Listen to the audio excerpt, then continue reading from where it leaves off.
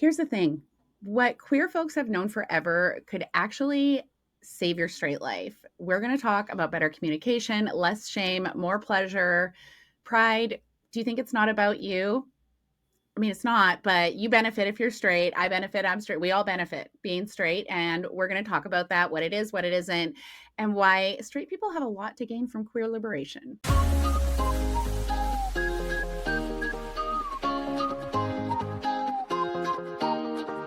Welcome to Not Safe for Brunch. In this podcast, we're here to bring sex, insight, and real-world education to the table unapologetically. Think about it as having those important, unfiltered brunch conversations with your closest friends about sex, relationships, and everything in between.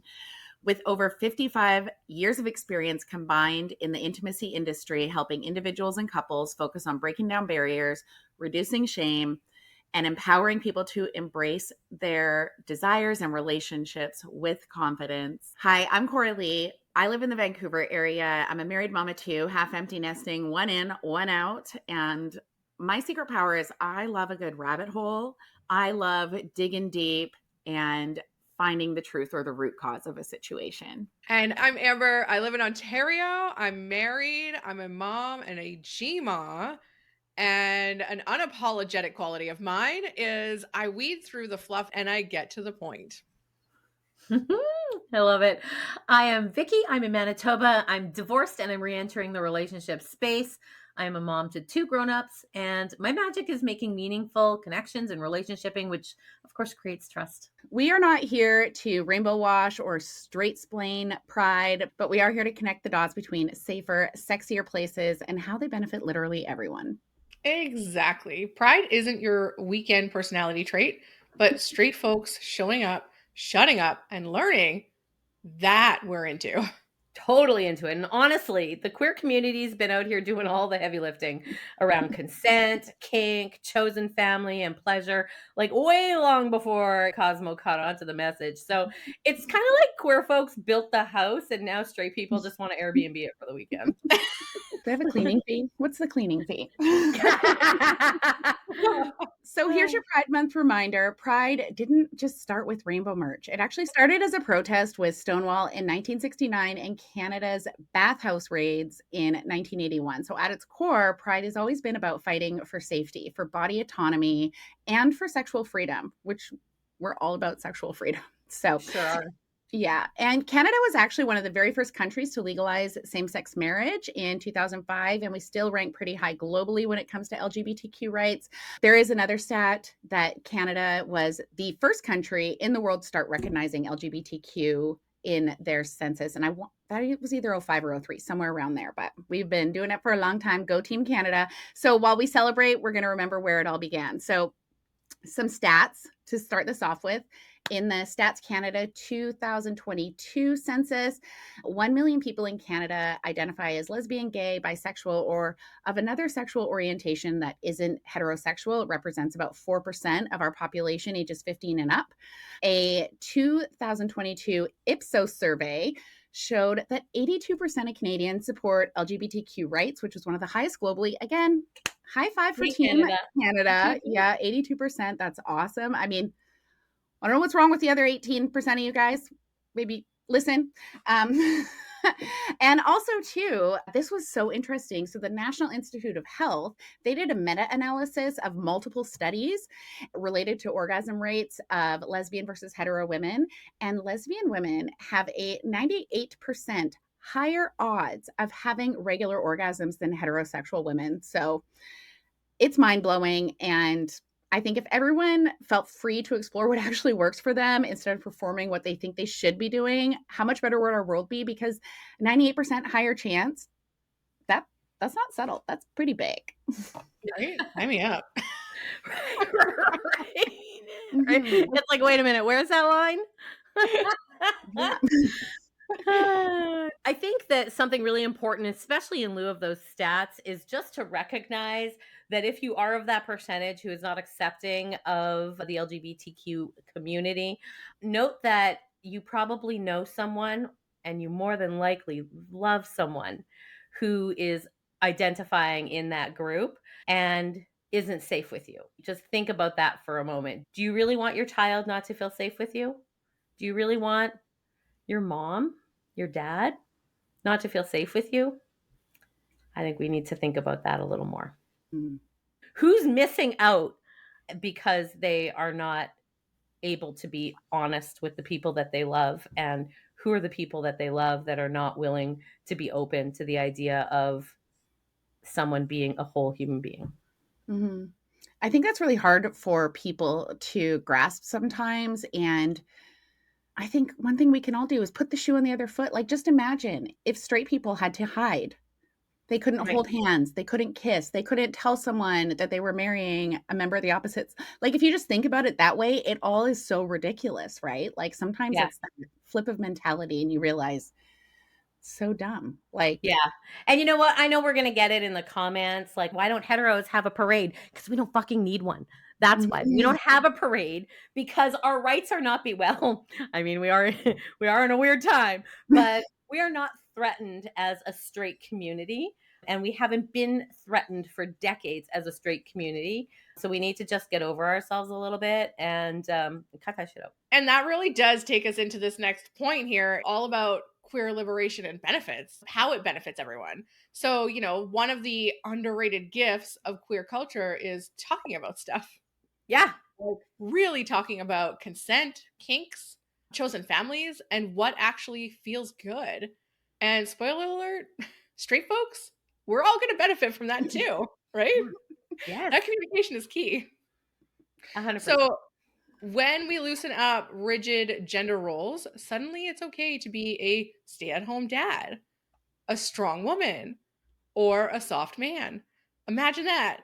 That's part of what Pride does. It makes more room for identity, for sexuality, for not having to perform some cardboard version of who you think you're supposed to be. More realness, less pressure sounds pretty great to me.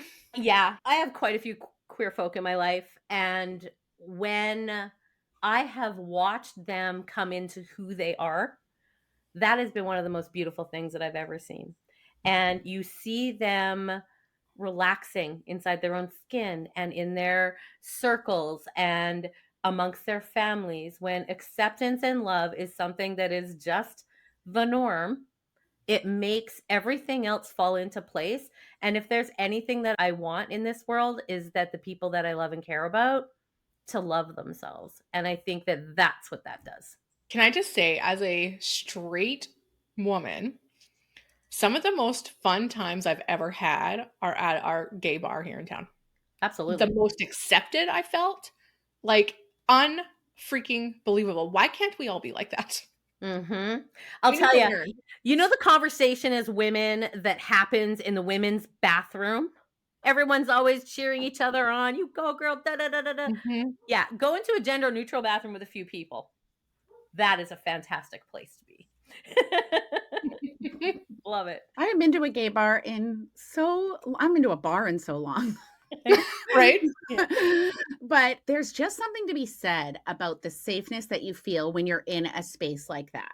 And I know that queer spaces, their purpose isn't so that us straight women can have a safe space. I think it's very kind that they Absolutely. allow, right? But I think that, exactly that. If every place was that safe, like, the world would just be better, because Mhm. they have been judged, ridiculed, pushed down in society for so long, my whole life and longer. And it's funny, if you go back into history, it did not start out repressed. It was a lot of religion that led to that. But anyways, we have a lot to learn from that, from all these safe spaces that they create, because Yeah. I think the unsafe spaces have been mostly created by straight people. I'd have to agree. Yeah, we have definitely created a divide as a Mhm, straight community, right? mhm. We are the people that have created the divide, and it's our job to loosen that up a little bit.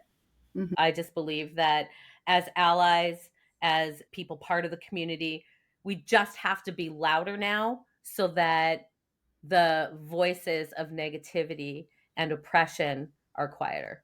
Yeah, because it's really shitty. Those ones are so loud. Like, you have a community that fully supports a rainbow crosswalk. And all it takes is one loud asshole with a truck. And now suddenly everyone that goes through that town thinks everyone in that town is against LGBTQ or doesn't support LGBTQ rights. And it's just one fucker. Queer spaces have been way ahead when it comes to prioritizing consent and comfort, inclusive pleasure, stuff that straight spaces are only just starting to get the memo about. We've had to do a lot of talking to get ourselves there. And all that slutty outfits, body glitter, dance floors, and full on visibility, that's not just showing off. That's about claiming agency and owning who you are. And I think sometimes some of that showiness is because we need to shock people into recognizing that there is no problem here, right? I'm just glad that they are taking control and they are owning the terminology that oppresses us. Pride isn't just a party, it's an invitation for straight folks to rethink shame, start exploring joy, sensuality, and identify without fear or judgment. And here's a cool Canadian twist. Lots of cities across Canada now have pride focused wellness organizations, queer inclusive sex ed, because inclusion isn't just a buzzword, it's a real thing, right? So, what would a straight, friendly, queer informed bedroom even look like, guys? What do we think? I think that whatever they were into, you would know as soon as you walked into that bedroom. Like, if Maybe. this was a couple that enjoyed kink or BDSM, there would be signs. If they enjoyed, more romantic, whatever, there would be whatever they were into, there would be signs as soon as you walked in, because I think that they're not really worried about keeping things in a locked up toolbox as Right. much as we might be, Yeah. And I've also never walked into a queer space and felt unsafe. Right. Mm-hmm. Yeah. It's never happened in my life. And I have been in a lot of queer spaces. And it feels like kindness and love. And I don't know if I would know what they were into. I think that there's just a lot of people who are just living their lives exactly the way a heterosexual couple lives their lives. And because it doesn't fit the norm construct that we've all decided, not us obviously, but that the society has decided is normal, it can't fit. Or I also think that, and we did an episode on porn recently, but I also think that a lot of pornography that is same-sex pornography depicts something that of course is fantasy, we know this, but I think that a lot of people look into that window and think that that's what everyone's bedroom looks like. In my experience, I'd have to disagree. Yeah. Well, I think too, like, straight versus gay. For example, if you have a straight couple and they really are into like a sub-dom relationship, I feel like a lot more of those couples are going to be hiding that more, And I'm not saying that the queer couple is going to make sure everyone knows, but I'm going to say they're less concerned about the judgment if they did leave stuff out, or if their bedroom was more kind of fashioned that way, Yeah. Whereas there's so many couples that have an act to step into, and we know from our experience that the quietest people who talk about it the least have the most stuff in that locked up box. 100%. But you got to think of it probably this way too, is queer people have already gone through the judgment. Right. So by the time they get to this point, they're just like, who cares? Whereas straight people were like, ooh, what are they going to think if I like it this way, or I like this kink, or, Yes. So we hide it a lot more because we're worried about the judgment, whereas they've gone through it, they've battled through it, and they're like, F this shit. Yep. That circles right back to the beginning of this podcast, which was, how do we benefit as straight people from the gay community, right? This is how we can take a page out of that book and just be unapologetically who we are, doing the things that we do. Nothing has to be shameful. And I love that. I just love it so much. And there's just so much acceptance in that space. And I just want that for everyone. Yeah. So here's the takeaway. Pride isn't just about queer folks, but it is, because queer communities have been leading the charge in creating shame-free, pleasure-positive, emotionally smart spaces. So when those shifts happen, we all benefit. Everyone benefits, straight folks included.